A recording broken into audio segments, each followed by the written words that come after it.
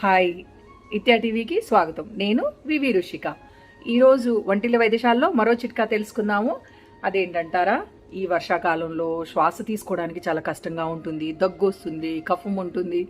ఇలాంటి టైంలో ఏంటంటే మనం ఒక చిన్న రెమెడీ ఉంది దానికి.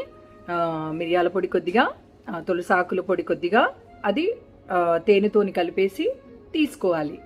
అలా తీసుకున్నప్పుడు గొంతులో ఉన్న కఫం కానీ, ఇంకా ఈ చలికి కూడా మిరియాలు చాలా మంచిది. ఈ చల్లదనానికి అంటే వర్షంతో చల్లదనం వేరుగా ఉంటుంది కదా, ప్రయత్నించండి.